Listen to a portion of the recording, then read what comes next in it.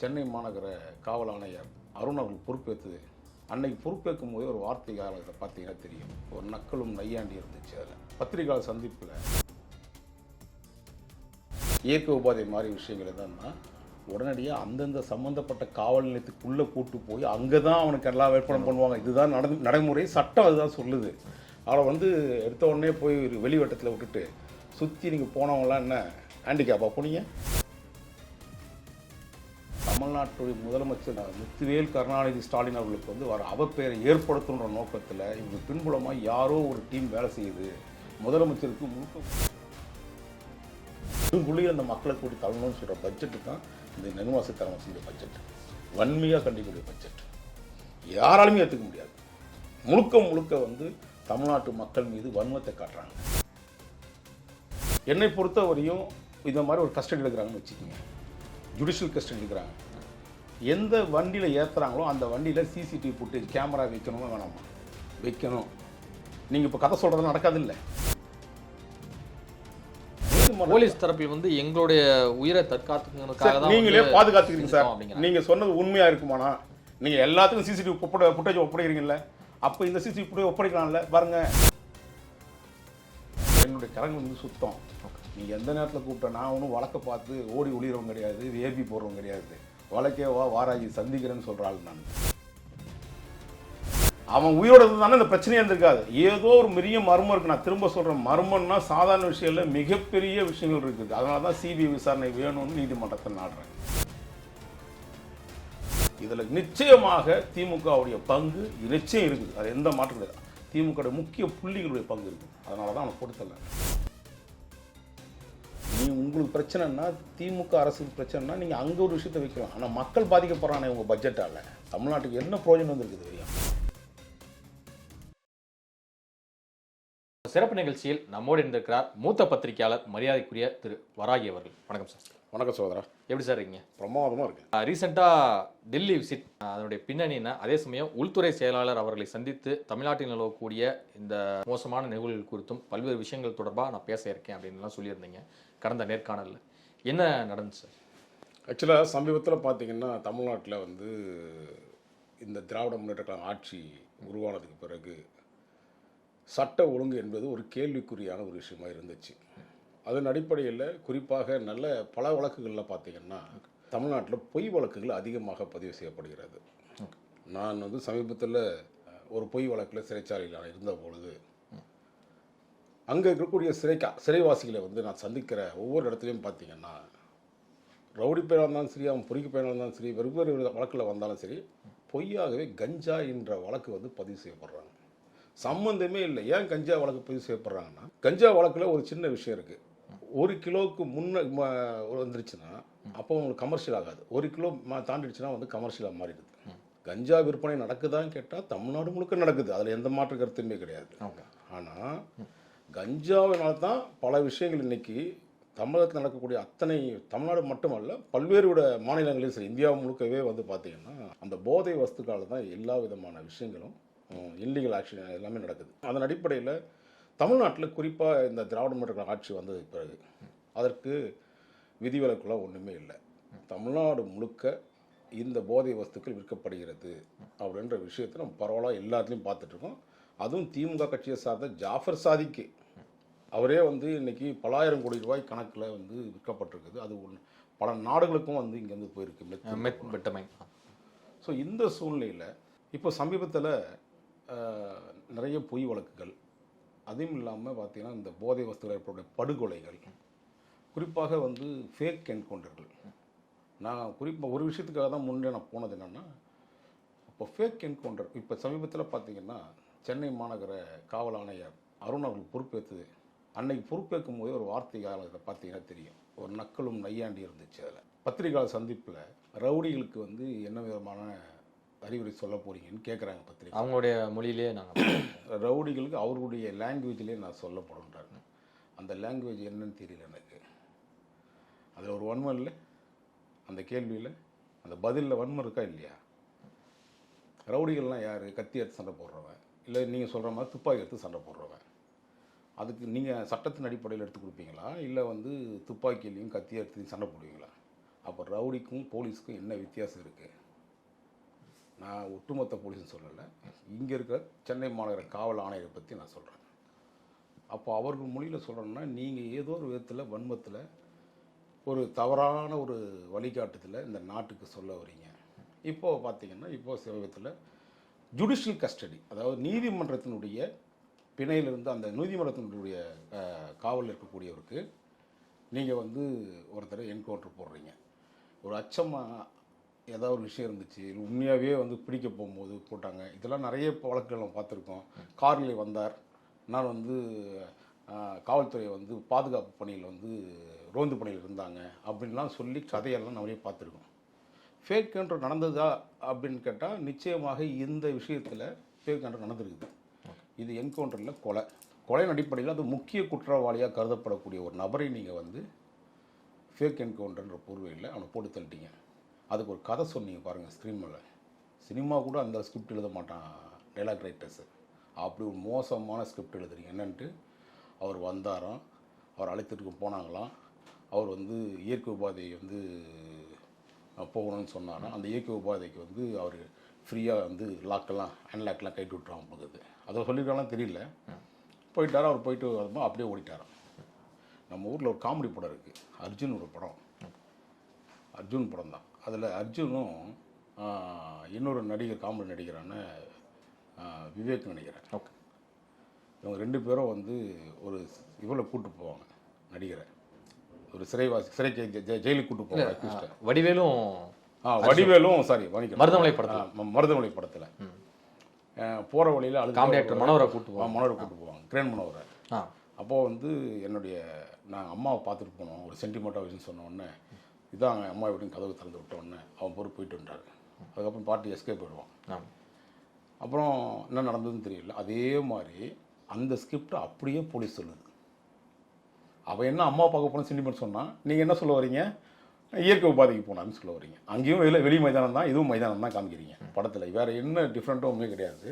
இதெல்லாம் ஒரு காவல்துறைக்கு கேவலமான செயல்பாடு, மிக கேவலம். இந்த டைலாக்லாம் ஒரு அக்யூஸ்டை கூட்டு போகிறதுக்கு முன்னாடி எப்படி வழிமுறைகள்னு ஒன்று இருக்குது. அவனை நீங்கள் கொடிய குற்றவாளியாக கருதப்படக்கூடிய ஒரு நபர் ஹேண்ட்கேப் போடுவாங்க, போட மாட்டாங்களா? இல்லைன்னா நீண்ட செயின் ஒன்று காவல்துறை வச்சுருப்பாங்க. அது என்னென்னா இயற்கை உபாதை மாதிரி விஷயங்கள் எதான்னா உடனடியாக அந்தந்த சம்மந்தப்பட்ட காவல் நிலையத்துக்குள்ளே கூட்டு போய் அங்கே தான் அவனுக்கு எல்லாம் வேட்பாளம் பண்ணுவாங்க. இதுதான் நடைமுறை, சட்டம் அதுதான் சொல்லுது. அவளை வந்து எடுத்த உடனே போய் ஒரு வெளிவட்டத்தில் விட்டுட்டு சுற்றி நீங்கள் போனவங்களாம் என்ன ஹேண்டிகேப்பாக போனீங்க, ஓட முடியாத அளவுக்கு அவ்வளோ முடமான போலீஸாக இருக்குது தமிழ்நாட்டில். மிக திறமையான ஸ்காட்லாந்து போலீஸ்க்கு இணையானவர்னு சொல்கிறோம் நம்ம. அப்படியாப்பட்ட போலீஸு இவளை போய் போட்டு வந்துட்டு உங்களுடைய வன்மத்தை, முக்கிய குற்றவாளி, அதுக்கு இந்த குற்றம் செய்வதற்கான முக்கிய யார் சொன்னாங்களோ, கொடுத்தானோ, பணம் கொடுத்தானோ அவனை விட்டுட்டு நீங்கள் வந்து அவனை வெவ்வேறு விதத்தில் ஒரு ட்ராமா பண்ணி சுட்டு போட்டேன் அப்படின்னு சொல்கிறீங்க. அப்போ யாரோ ஒருத்தரை நீங்கள் காப்பாற்றுறதுக்கான முயற்சி எடுக்கிறீங்க காவல்துறையில். அப்போ உண்மையான குற்றவாளி இவன் இல்லை. புரியுதுங்களா?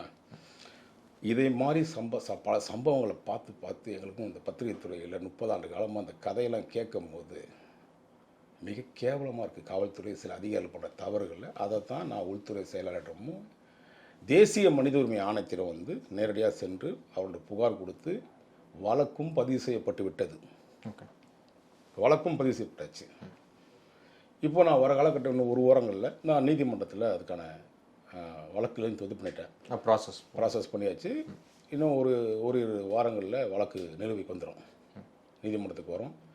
இது போன்ற மோசமான கேவலமான செயல்களை கண்டிக்கக்கூடிய விஷயம். இதை என்ன காரணம்னு கேட்டிங்கன்னா, தமிழக முதலமைச்சர் இது ஏன் வந்து இது போன்ற சில அதிகாரிகளை அப்புறப்படுத்தணும்னு நான் பல முறை குரல் கொடுத்துருக்கேன்.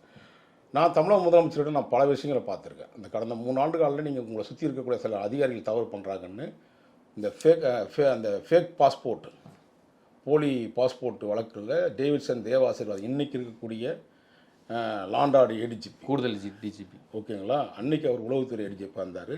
அந்த போலி பாஸ்போர்ட்டு கிட்டத்தட்ட 200 பேருக்கு வந்து போலியாக வெளி நாட்டர்களுக்கும் வெளி மாநிலத்துக்காரர்களுக்கெல்லாம் கொடுத்து நீங்கள் வந்து அவரை வெளியே அனுப்பி வச்சிங்க வெளிநாடுகளுக்கு. அது எவ்வளோ பெரிய அச்சுறுத்தலை இன்றைக்கி ஏற்படுத்தும் தமிழ்நாட்டுக்கு, இந்தியாவுக்கு.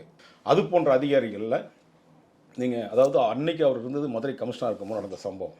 அதை நான் 1.5 வருஷமாக இன்றைக்கு வரையும் வழக்கு நடத்திட்டே வரேன். டேவிட்சன் தேவாசிரியத்தின் மீது வழக்கு நடத்தி வரேன். அதே போல் நான் சொல்லியிருக்கேன், உதயச்சந்திரன் என்ற ஒரு நபர், இவங்கெல்லாம் ஒரு கூட்டு களவாடிகள் மாதிரி சுற்றிட்டு இருக்காங்க எல்லாமே. ஒருத்தர் வந்து டேவிட்சன் தேவாசீர்வாதம், இன்னொருத்தர் உதயச்சந்திரன், இன்னொரு நபர் வந்து முருகானந்தம், இப்போது கூடுதலாக வந்து காவல்துறை, சென்னை மாநகர காவல்துறை அருண். இதெல்லாம் என்ன நடக்குதுங்க? தவறான அதிகாரிகளை வந்து முதலமைச்சருக்கு எந்த விதமான என்ன நடக்குது நாட்டிலன்னு தெரியாமல் ஒரு வளையத்தை சுற்றி வச்சுக்கிட்டு தமிழ்நாட்டுடைய முதலமைச்சர் முத்துவேல் கருணாநிதி ஸ்டாலின் அவர்களுக்கு வந்து வர அவப்பெயரை ஏற்படுத்துன்ற நோக்கத்தில் இவர்கள் பின்புலமாக யாரோ ஒரு டீம் வேலை செய்யுது. முதலமைச்சருக்கு முழுக்க முழுக்க ஒரு பல்வேறு விஷயங்களை மூடி மறைக்கப்படுகிறது. இது போன்ற ஆட்களை நீங்கள் அப்புறப்படுத்தணும்னு சொல்கிறோம். இப்போ எப்படி நீதிமன்றத்தின் மூலியமாக நிச்சயமாக அதுக்கான ஒரு தீர்வு ஏற்படுத்தி கொடுப்பேன். அந்த தீர்வின் அடிப்படையில் தமிழ்நாட்டில் ஒரு நல்லதொரு அதிகாரிகள்னால பல அதிகாரிகள் சீனியர் ஆஃபீஸர்ஸ் இருக்கிறாங்க, பல ஐபிஎஸ் ஆஃபீஸர் சீனியர் ஆஃபீஸர் இருக்காங்க. இவங்கெல்லாம் எங்கேயாவது ஒரு இடத்துல முடக்கி வைக்கப்பட்டிருக்காங்க. ஏன்னா அவர் மக்கள் சேவை செய்யணும் வந்தவங்க, மக்களுக்காக சேவை செய்யணும் காவல்துறை. இது தன்னுடைய மக்களுக்காக சேவை செய்யறதுக்காக சில அதிகாரிகள் தான் இன்றைக்கி நியமனம் பண்ணியிருக்காரு முதலமைச்சருக்கு. நிச்சயம் அதுக்கான மாறுதலை பண்ணுவான்ற நம்பிக்கையோடு தான் நான் இருக்கேன். ஓகே. ஆம்ஸ்ட்ராங் கொலை வழக்கில் கைதான ஒரு 4 குற்றவாளிகள் வந்து மீண்டும் நீதிமன்றத்தில் ஆஜர்படுத்தும் போது அங்கே வந்து கண்ணீர் மல்க ஒரு விஷயத்தை குறிப்பிட்டிருக்காங்க. எங்களுக்கு தயவுசெய்து போலீஸ் காவல் வேண்டாம், எங்களுக்கு ரொம்ப பயமாக இருக்குது, அச்சுறுத்தலாக இருக்குது அப்படிங்கிறதெல்லாம் வந்து சில வாதங்களை வந்து முன் வச்சிருக்காங்க. இந்த விஷயத்த நீங்கள் எப்படி பார்க்குறீங்க? அதாவது குறிப்பாக நம்ம நாட்டில் மட்டும்தாங்க மனித உயிர்களுக்கு வந்து நீதித்துறை வந்து ஒரு பெரிய லாங்கு டைம் கொடுக்குது. ஒரு கொடிய குற்றவாளியாக இருந்தாலும் அந்த கொடிய குற்றவாளி செய்கின்ற தப்பு உறுதி செய்யப்பட்டால், கீழமை நீதிமன்றத்தில் உறுதி செய்யப்பட்டாலும் அதுக்கு பிறகு மாவட்ட நீதிமன்றம் இருக்குது. அதுக்கப்புறம் அப்பீல் போனீங்கன்னா ஹைகோர்ட்டுக்கு வரலாம். அங்கேயும் நீங்கள் வந்து அந்த குற்றவாளிக்கு வந்து தீர்ப்பு எழுதப்பட்டாலும் தண்டனை வழங்கப்பட்டாலும் உச்சநீதிமன்றம் போகலாம். உச்சநீதிமன்றத்துக்கு போய் அங்கேயும் உறுதி செய்யப்பட்டாலும் ஒரு வழக்கில் நீங்கள் கருணைமணி, ஜனாதிபதியுடைய கருணைமணி கூட அப்ளை பண்ணுறதுக்கான இந்த ப்ராசஸ், இந்த சட்டம் என்பது நம்ம இந்தியாவில் மட்டும்தான் இருக்குது. மற்ற நாடுகள் எப்படி இருக்குன்னா உங்களுக்கே தெரியும். அரபு நாட்டுகளில் எப்படியெல்லாம் அன்னன்னைக்கு தீர்வு கொடுப்பாங்கன்னு தெரியும், இமீடியட்டான தீர்வு. ஏன்னா அந்த மனித உரிமை அப்படின்றதுக்கு நம்ம தான் மிகப்பெரிய எடுத்துக்காட்டு. இந்திய அரசியல் சட்டத்தில் மட்டும்தான் அது வந்து நிலையானதாக இருக்குது. இது போன்ற காவல்துறையில் வந்து கஸ்டடி எடுக்கும்போது ஏன் பயப்படுறாங்கன்னா, இவர்கள் எதை வேணாலும் செய்வார்கள், கொலை செய்வார்கள் என்ற விஷயத்தை நீதிமன்றத்தில் அவங்க சமைக்கும் போது இதெல்லாம் என்ன பண்ணணும் அப்படின்னு கேட்டிங்கன்னா, என்னை பொறுத்தவரையும் இந்த மாதிரி ஒரு கஸ்டடி எடுக்கிறாங்கன்னு வச்சுக்கோங்க, ஜுடிஷியல் கஸ்டடி எடுக்கிறாங்க. எந்த வண்டியில் ஏற்றுறாங்களோ அந்த வண்டியில் சிசிடிவி ஃபுட்டேஜ் கேமரா வைக்கணுமா வேணாமா? வைக்கணும். நீங்கள் இப்போ கதை சொல்கிறது நடக்காது இல்லை, முன்னும் பின்னும். இப்போ என்னுடைய வாகனத்தில் நான் சிசிடிவி ஃபுட்டேஜ் வச்சுருக்கேன், கேமரா வச்சுருக்கேன். முன்னையும் பின்னையும் ரெக்கார்டிங் ஆகும், உள்ளுக்குள்ளேயும் எனக்கு ரெக்கார்ட் ஆகும். நான் எங்கே இருக்கிறேன், என்ன இருக்குது, ஜிபிஆர்எஸ் இருக்குது, எல்லாமே இருக்குது. சாதாரண ஒரு வண்டிக்கு இருக்குது. காவல்துறைக்கு இது பெரிய செலவே கிடையாது. வெறும் 20,000 ரூபா, இன்னும் அதிகபட்சமாக நல்ல குவாலிட்டி கேமரா 4 கேமரா போட்டு வச்சிங்கனாலும் இது போன்ற நீங்கள் சொல்கிற கதையையும். ரெண்டாவது, இந்த கைதியை கொண்டு போகிறதுக்கு முன்னாடி, அதாவது சிறைவாசிகளாக இருந்தாலும் சரி, ஜுடிஷியல் அக்யூஸ்டாக இருந்தாலும் அவனை கொண்டு வச்சுக்கிட்டு நீதிமன்றத்தில் மீண்டும் அதே மாதிரி. ஏன்னா இப்போது பல தீர்ப்புகளை சொல்கிறது, நீங்கள் யார் வந்து இப்போ வந்திருக்க சட்டத்திலே பார்த்தீங்கன்னா, நீங்கள் இதை வந்து என்கொயரியே வந்து வீடியோ ரெக்கார்ட் பண்ணணும்னு சொல்லுது. என்கொயரி இப்படி சட்ட விதிகள்லாம் மாற்றணும்னு இப்போ நான் ஒரு பெயரை வச்சுருக்கேன் நீதிமன்றத்தில். இது இந்த சம்பந்தமாக 2 வழக்குகள் பதிவு செய்யப்பட்டிருக்கு, புரியுதுங்களா? இது போன்ற விஷயங்களில் நீங்கள் வேணும்னே வந்து என்ன சுட்டுட்டு, ஏன்னா இது நீதிமன்றத்துக்கு இது போன்ற வழக்குகள் சும்மா டெய்லி இப்போ உட்காந்துதானா ஒருத்தனும் நீதிமன்றத்துக்கு நான் வேலை இல்லைன்னு வச்சுங்களா? நீதிமன்றம் போலீஸ் தரப்பில் வந்து எங்களுடைய உயிரை தற்காத்துக்கிறதுக்காக தான் நீங்களே பாதுகாத்துக்கிறீங்க சார். நீங்கள் சொன்னது உண்மையாக இருக்குமானா? நீங்கள் எல்லாத்துக்கும் சிசிடிவி ஃபுட்டேஜ் ஒப்படைக்கிறீங்கல்ல, அப்போ இந்த சிசிடிவி ஃபுட்டேஜ் ஒப்படைக்கலாம்ல? பாருங்க, நீங்கள் ஒன்று வேணாங்க, தூத்துக்குடியில் நடந்த அந்த அப்பா பிள்ளையினுடைய சாத்தான்குளத்தில் நடந்த விஷயங்கள் இருக்குல்ல, அதில் ஃபெலிக்ஸ் ஜெயராஜ் என்ன சொல்ல வரீங்க? அதில் 2 விதமான மக்கள்கிட்ட ஒரு விஷயம் ஏற்பட்டுச்சு. ஒன்று, போலீஸ் மேலே மிகப்பெரிய வன்மம். இன்னொன்று, போலீஸுக்கு ஆதரவாக ஒரு குறிப்பிட்ட சாரார் வந்து பேச ஆரம்பித்தாங்க, புரியுதுங்களா? இது உண்மையாக இருக்கும் பட்சத்தில் நீங்கள் எல்லாத்துக்கும் சிசிடிவி ஃபுட்டேஜ் வச்சுருக்கீங்களே.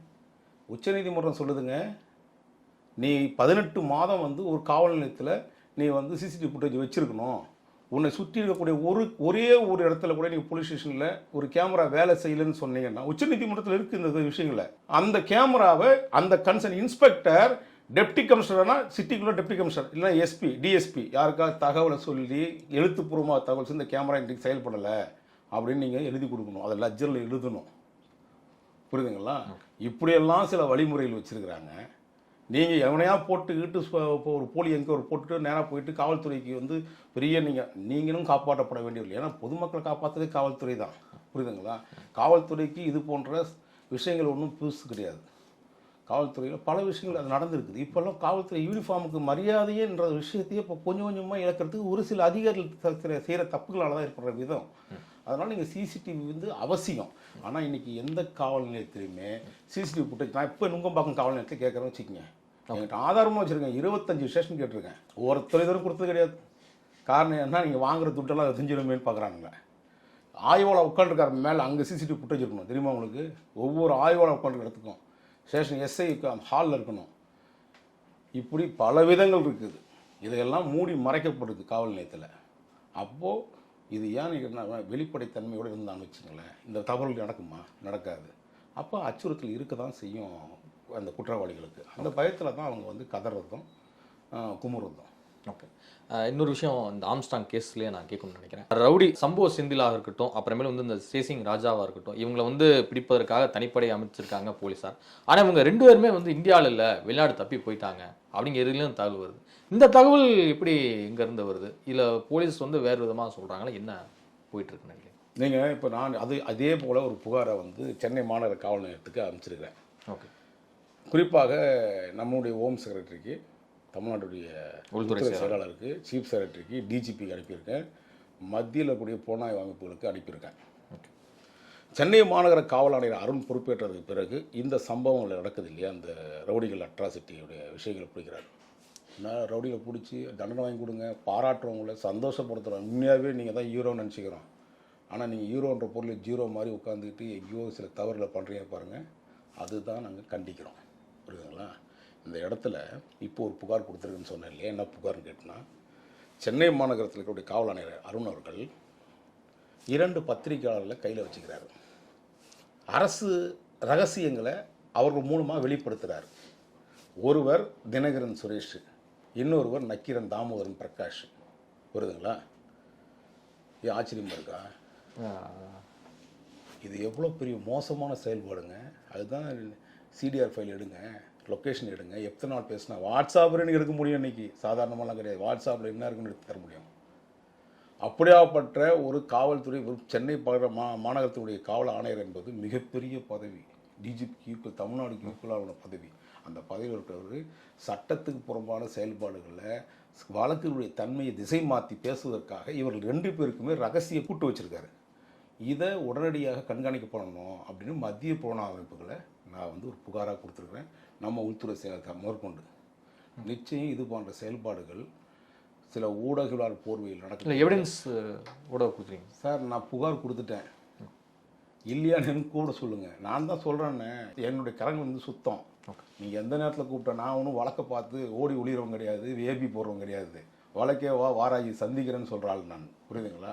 அதை மாதிரி எத்தனையோ பொய் வழக்குகளை போட்டு பார்த்து முடியாத பட்சத்தில் தான் இன்னும் என்னடா இவனை எப்படா இவனை காம்ப்ரமைஸே பண்ண முடியலையேன்னு வன்மத்தில் எப்படியாவது வழக்கு போட மாட்டோமான்னு அப்படி சுற்றுறாங்க காவல்துறையில். நான் என்ன சொல்கிறேன், எனக்கு காவல்துறை மீது மிகப்பெரிய மரியாதை உண்டு. காவல்துறை ஒரு சில அதிகாரிகள் பண்ணக்கூடிய அயோக்கியத்தனத்தையும் அக்கிரமங்களையும் எதிர்த்து நிற்பதற்கு தான் நான் வணங்கக்கூடிய கோயிலாக நினைக்கக்கூடிய நீதிமன்றங்களும் நீதித்துறையில் கூடிய நீதிபதிகளை நான் தெய்வமாக பார்க்குறேன். அதனால தான் நான் ரொம்ப தெளிவாக இருக்கேன். சமூகத்துக்கு விரோதமான செயல்பாடு செய்யக்கூடிய இந்த அதிகாரிகளுடைய அயோக்கியத்தனத்தை சட்ட ரீதியாக நான் வந்து எதிர்கொள்ளணும்னு நினைக்கிறேன். ஒவ்வொரு நாளும் அந்த ஆம்ஸ்டாங் கேஸ் குறித்து வந்து வரக்கூடிய செய்திகள் எல்லாமே வந்து ஒரு அதிர்ச்சி ஊட்டும் வகையில் வந்து இருக்குது. ஆளுங்கட்சியான திமுக தொடங்கி எதிர்க்கட்சிகளான அதிமுக, பாஜக, அதன் பிறகு வந்து தமிழ் மாநில காங்கிரஸ் அப்படின்னு சொல்லிட்டு ஒவ்வொரு கட்சியிலுமே இந்த கிரிமினல் பேக்ரவுண்ட் உள்ள நபர்கள் வந்து இருக்காங்க. இந்த குற்ற பின்னணி உள்ள நபர்களை வந்து எப்படி கட்சியில் வந்து சேர்த்தாங்க? என்கொயரியே இல்லையா? அதை தாண்டி இன்னொரு விஷயம் நான் என்ன கேட்கணும்னு நினைக்கிறேன்னா, இவ்வளவு அரசியல் கிரிமினல்கள் உள்ள இருந்திருக்காங்க, எப்படி இதன் பின்னாடி ஏதோ ஒரு பெரிய தலைவர் ஈடுபட்டிருக்க வாய்ப்பு இருக்குதானே? அது ஒரு சந்தேகம் எழுதுதான். இன்னைக்கு நேற்றாலோ நடக்கிற விஷயம் இல்லை, இந்த ரவுடிகள் உள்ள வருது. எப்பொழுது காங்கிரஸை எதிர்த்து நீதி கட்சிகள் துவங்கப்பட்டதோ, நீதி கட்சிக்கு பிறகு திராவிட இயக்கங்கள் துவங்கப்பட்டதோ, அதுக்கு பிறகு நடந்த திராவிட முன்னேற்ற கழகம் துவங்கப்பட்ட காலகட்டத்தில் இருந்தே தமிழ்நாடு முழுக்க ரவுடிகளுடைய ராஜ்யம்தான் மாவட்ட செயலாளராகவும் பகுதி செயலாளராகவும் ஒன்றிய செயலாளராகவும் போடப்பட்டது உண்மை. இதெல்லாம் வந்து எந்த வித மாற்றுக்கிறது நான் அந்த சிறு வயதிலிருந்து பார்த்துருக்குறேன். இந்த பொழப்பு எங்கே ஆரம்பிச்சு வச்சதுன்னா இதுக்கும் பெரிய சந்தோஷம். இதுக்கான எல்லா வித வழிமுறை பண்ணி கொடுத்ததும் இந்த திராவிட மாடல் அரசு தான், திராவிட இயக்கங்கள் தான். புரியுதுங்களா? அன்னைக்கு தொட்டு அங்கேருந்து அதிமுக வந்துச்சு, பிரியுது. அவர்களும் அதே பாணியத்தான் கையாண்டாங்க தமிழ்நாடு முழுக்க. ஏன்னா ஒரு ரவுடியை எடுத்தால் இன்னொரு ரவுடியை போடணும், அப்படி தான் வந்து வழிமுறை. ஏன்னா நீங்கள் திராவிட முன்னேற்ற கலைஞர்கள் ஆட்சி காலத்தில் அந்த காவல் நிலையத்தை உட்காரும் போது அவங்களோட சேரில் உட்கார மாட்டாங்க. அந்த வட்டச் செயலாளர், வண்டு செயலாளர், வண்டு முருகன்லாம் அப்படியே வந்து துண்டு அந்த அந்த கரை வெட்டிக்கு அடுத்த துண்டை கட்டிக்கிட்டு மேலே என்னமோ ரவுடி பையன் தான் உட்காந்து டேபிள் மேலே உட்காந்து தான் பேசினேன். நான் கண்கூட சிறு வயதில் பார்த்துருக்குறேன். அப்படி வந்து இந்த காவல்துறை மீது ஒரு ஒரு ஒரு கேவலமான செயல்பாட்டை செஞ்சவங்க தான் இந்த திமுக கட்சியிலேருந்து சில மாவட்ட செயலாளர் ரவுடி. அன்னைக்கு தொண்டு தான் இன்னைக்கு வரையும் நடக்குது. நான் ரொம்ப ரொம்ப பெருசாக மதிக்கக்கூடிய ஜி.கே. வாசன் அவர்களுடைய கட்சியில் போய் ஒரு பொறிக்க போய் மாட்டிருக்கானே, ஒரு அயோக்கிய பையன் ரவுடி பையன் மாட்டிருக்கானே, வேதனையாக இருக்கே. ஆம்ஸ்டாங்குக்கே முக்கியமாக ஸ்கெட்ச் போட்டு கொடுத்தேன், வாக்குமூலம் கொடுத்து. இல்லைங்க, நீங்கள் இப்போ காவல்துறையில் நாம் அப்படியே நாம் நம்பிட முடியாதுங்க. அவங்க தான் சொன்னேன்னு பல நேரங்கள் இப்போ அதாவது சரியான குற்றவாளி, உண்மையான குற்றவாளி கிடைச்ச ஒருத்தனையே நீங்கள் போட்டு தள்ளிட்டீங்க. புரியுதுங்களா? ஏன் அவனை போட வேண்டிய அவசியம் என்ன? அவன் உயிரோடு இருந்தானே இந்த பிரச்சனையே இருந்திருக்காது. ஏதோ ஒரு பெரிய மர்மம் இருக்குது. நான் திரும்ப சொல்கிறேன், மர்மம்னா சாதாரண விஷயம் இல்லை, மிகப்பெரிய விஷயங்கள் இருக்குது. அதனால தான் சிபிஐ விசாரணை வேணும்னு நீதிமன்றத்தை நாடுறேன். இதில் நிச்சயமாக திமுகவுடைய பங்கு நிச்சயம் இருக்குது, அது எந்த மாற்றம் கிடையாது. திமுகவுடைய முக்கிய புள்ளிகளுடைய பங்கு இருக்குது. அதனால தான் அவனை போட்டு தரல. ஆனால் இது முதலமைச்சருக்கே தெரிய வந்து சென்னை மாநகர காவலரை கண்டிச்சிருக்கார். இந்த என்கவுண்டர் என்பது நம்ம அரசியல் சட்ட ரீதியாக போராடணும்னு சொல்லியிருக்காரு முதலமைச்சர். சட்ட ரீதியாக தண்டனை வாங்கி கொடுங்கன்னு சொல்கிறாரு. அந்த துப்பு இல்லாத சில அதிகாரிகள் பண்ண தவறுனால தான் இந்த தமிழ்நாடு அரசுக்கு ஒரு மிகப்பெரிய களங்கத்தை ஏற்படுத்துதுன்னு சொல்கிறேன். ஓகே. இப்போ ரீசெண்டாக ரவுடி மின்ட் ரமேஷ் அவர்களை வந்து காவல்துறையினர் வந்து விசாரிச்சிருக்காங்க. இன்றைக்கு திருநெல்வேலியில் வந்து ரவுடி வைரமணி அவர்கள் கைது செய்யப்பட்டு விசாரணை வளையத்தில் வந்து வச்சுருக்காங்க. இது என்ன, ஒவ்வொரு நாளும் ஒவ்வொரு ரவுடி சிக்கிட்டே இருக்காங்க. இது என்ன பின்னணி? இதில் எப்படி நம்ம அந்த கேஸை வந்து அண்டர்ஸ்டாண்ட் பண்ணணும்னு நினைக்கிறேன்? இல்லை, என்னை பொறுத்தவரை நான் சொல்கிறேன், இந்த வழக்கை பொறுத்தவரை யார் குற்றவாளின்னு காவல்துறைக்கு தெரிஞ்சிருச்சு, முன்னாடி தெரிஞ்சிருச்சு. அதெல்லாம் ஒன்று இப்போ சொல்கிறது எல்லாமே மெயின் மேஜர் குற்றவாளி யாருன்னு தெரிஞ்சிருச்சு. அதை தெரிஞ்சவன் யாரோ அவனை போட்டு தள்ளிட்டீங்க ஃபஸ்ட்டு. ஓகேங்களா? அதுக்கு பிறகு வரக்கூடிய இப்போ செய்கிற எல்லா செயல்பாடுகளையும் நான் 2-3 நாளுக்கு முன்னாடி சொன்னேன். அந்த எடுக்கப்பட்ட 11 நாள் கஸ்டடி 11 பேர் கஸ்டடி எடுத்தாங்க இல்லையா, அதில் ஒருத்தனை தான் போட்டு தள்ளினீங்க. ஓகேங்களா? இவனை முடிச்சதுக்கப்புறம் ஏதோ மக்கள்கிட்ட பெரிய விழிப்புணர்ச்சி ஏற்படுறோம், அப்படியே பொங்கி மக்கள்லாம் சந்தோஷப்படுவாங்க அப்படின்னு நினச்சிங்க. ஆனால் களங்கத்தை உருவாக்கிடுச்சு காவல்துறை மேலே ஒரு அதிகாரி சொன்ன தவறுனால. அதுக்கு பிறகு பார்த்தீங்கன்னா தமிழ்நாடு முழுக்க இவங்களே ஒரு ஸ்க்ரீன் ப்ளே பண்ணிக்கிறாங்க. அதான் 2 நாளைக்கு முன்னாடி திரும்பவும் நான் சொல்கிற விஷயம் என்னென்னா, சம்பவம் செந்திலையும் நாகேந்திரன்றவரையும் வந்து கஸ்டடி எடுத்து அவரை போட்டு தரணும் முடிவு பண்ணாங்க காவல்துறை. என்கவுண்டர் போடணும்னு நினச்சாங்க. இது உண்மை, அதையும் நான் புகாராக வழங்கியிருக்கேன். புரியுதுங்களா? இது நான் பேசிய விஷயத்தை பொறுத்து அதுக்கப்புறம் அப்படியே ஸ்லோவாகிடுச்சு. ஆனால் இப்போது 2 நாட்களாக வந்து சொல்கிறாங்க சம்பவ செந்தில் நோய்டாளர் பிடிக்கப்பட்டதாக அரசியல் புரசலாக சில தகவல் வருது. அப்படி பிடிக்கப்பட்டு உண்மையாக இருக்குமே, ஆனால் சம்பவ செந்திலை உயிரோடு கொண்டு வரதுக்கு வாய்ப்பு இல்லைன்னு நான் சொல்லுவேன். நிச்சயம் வாய்ப்பு இல்லை. அவ்வளோ பெரிய A+ கேட்டகரியில் இருக்கிற ரவுடியை வந்து பிடிச்சி கொண்டு வந்தாங்க அப்படின்னா சட்டத்தின் முன்னானே காவல்துறை நிறுத்தும். அப்படியே நடத்தினா சந்தோஷப்படுறேன், வரவேற்கிறேன். என்ன இதில் பிரச்சனை கிடையாது. நீ தண்டனை வாங்கி கொடுங்க. இத்தனை நாள் காலமாக ஒருத்தன் காணாமல் போயிருக்கான், அப்படியே வெளியிலேருந்து சம்பவம் செய்கிறான்னு சொல்லுவீங்க. சம்பவம்னா இந்த மாதிரி கொலை வழக்கில் செய்கிற சம்பவத்தை அவனுக்கு செந்தின்னு ஒரு பேரை வச்சு, சம்பவம் செந்தின்னு ஒரு டைலாக் வச்சு நீங்கள் மட்டும் அடைமொழி வச்சு சுற்றுறீங்க. தண்டனை வாங்கி கொடுங்க சார். அவனுக்கு தூக்கு தண்டனை வாங்கி கொடுங்க சார். ஒரு தூக்கு தண்டனை கைதிகளுக்கே வந்து இவ்வளோ பெரிய ஃபார்முலாவை நம்ம முன்னாடி சொன்னோம் உங்களுக்கு. ஓகேங்களா? இவ்வளோ ஃபார்மாலிட்டி வச்சுருக்காங்க நம்ம மனித உரிமை மீறலில். அதை வாங்க துப்பு இல்லையா சார் நம்மகிட்ட? நான் தான் சொல்கிறேனே, இதையெல்லாம் அச்சுறுத்தும் விதமாக ஒவ்வொரு இடத்துலையும் ஸ்க்ரீன் ப்ளே பண்ணிட்டு வராங்க. இந்த ஸ்க்ரீன் ப்ளேன்னா மத்திய அரசு தலையிட்டு இது மத்திய புலனாய்வு அமைப்பு மட்டும் விசாரணை செய்தால் மட்டுமே இதுக்கு தீர்வு ஏற்படும். இது நீங்கள் சர்வசாதாரணமாக கடந்து போகிற ஒரு ரவுடியை சுட்டுட்டாங்கன்றதுலாம் சொல்ல. ரவுடிகள் தண்டிக்கப்பட வேண்டியவர்கள் தான், அது எந்த மாற்று கருத்தும் கிடையாது.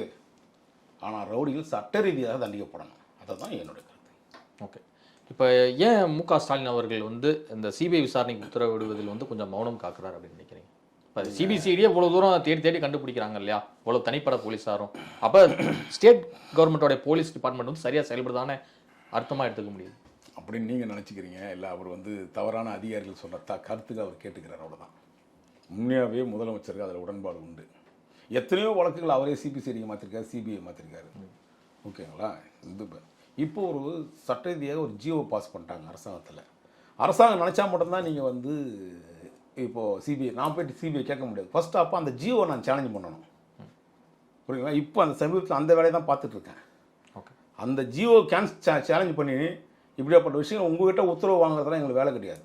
சிபிஐன்றது அது ஒரு தன்னாட்சி பெற்ற ஒரு நிறுவனம், ஒரு ஒரு ஒரு புலனாய்வு அமைப்பு. உங்கள்கிட்ட அப்போ ஏன்னா உங்களுக்கு என்ன அங்கே இருக்குது? ஏன் இந்த ஆட்சி வந்த பிறகு தான் ஜியோ போடுறாங்க. புரியுதுங்களா? ஓகே. இவங்கள்ட்ட பர்மிஷன் எப்படி கொடுப்பாங்களா? தப்பு செய்கிறதெல்லாம் உங்களுக்குள்ளேயே கூட விடுவான். அப்புறம் எதிர்த்து எப்படி நம்ம கேட்குறது? அதை தான் முதல்ல நான் அந்த அரசு ஆணையை வந்து நான் முதல்ல சேலஞ்ச் பண்ணி நீதிமன்றத்தில் அனுப்புகிறேன். ஓகே சார், இந்த ஏவி விட்ட நபர்கள் அப்படிங்கிறவங்க ரொம்ப முக்கியமானவங்க, நிச்சயமாக ஒரு தொடர்பு இருக்கும், அவங்கள என்ன பிடிக்கல அப்படிங்கிறதுல சொல்கிறீங்க.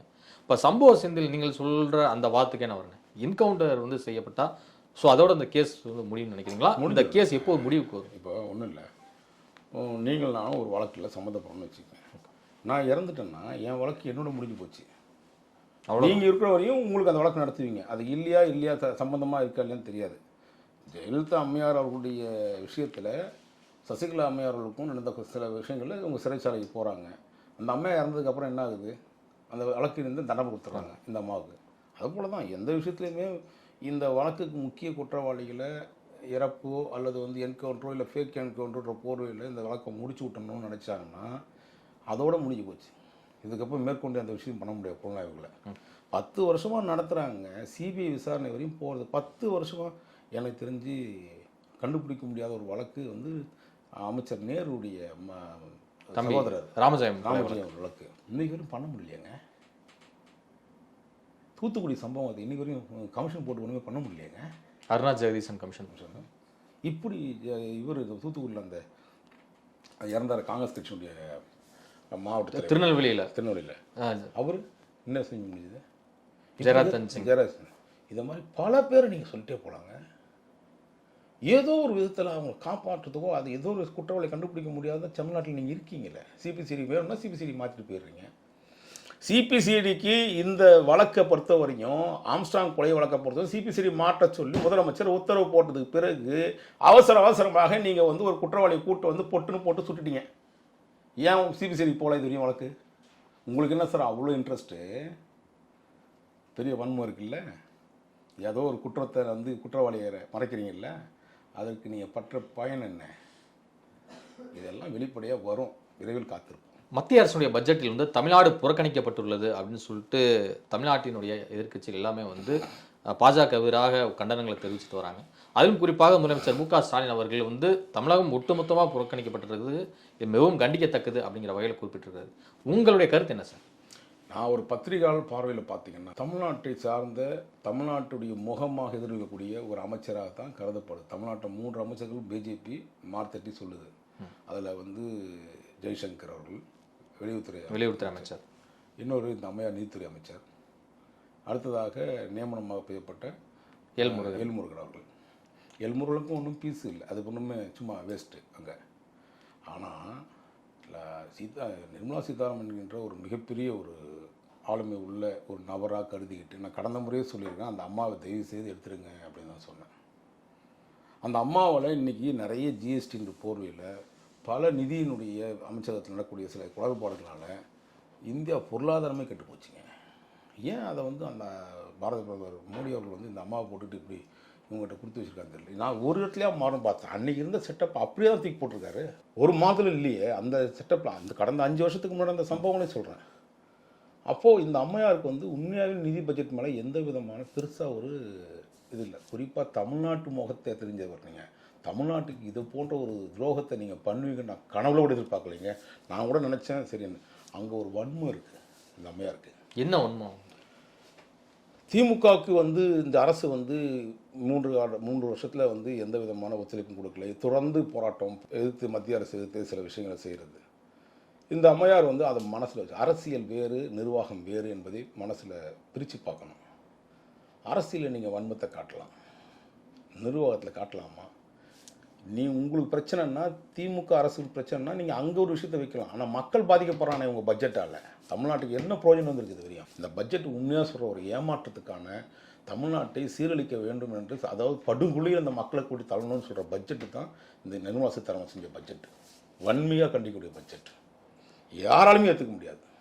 முழுக்க முழுக்க வந்து தமிழ்நாட்டு மக்கள் மீது வன்மத்தை காட்டுறாங்க. இது நிர்மலா சீதாராமனுக்கு வந்து செய்கிற மிகப்பெரிய துரோகம் வந்து தமிழ்நாட்டு மக்களுக்கு செய்கிறாங்க. ஆனால் எப்பவுமே தமிழ் மற்றும் திருக்குறள்லாம் மேற்கோள் காட்டுவாங்க. தமிழ்நாடு நலன் சார்ந்த இவ்வளோ விஷயங்கள் பண்ணியிருக்கு அப்படின்னு சொல்லிட்டுலாம் குறிப்பிடுவாங்க. எந்த ஒரு வார்த்தையுமே பயன்படுத்தாததுக்கு என்ன காரணம்? பாரத பிரதமர் மோடி அவர்கள் தான் அதை பற்றி விசாரிக்கணும். ஏன்னா அந்த அம்மாவுக்கு ஏதோ ஒரு மனசுக்குள்ளே ஏதோ ஒரு ஆழ்ந்த ஒரு விஷயத்தை வச்சுருக்குது.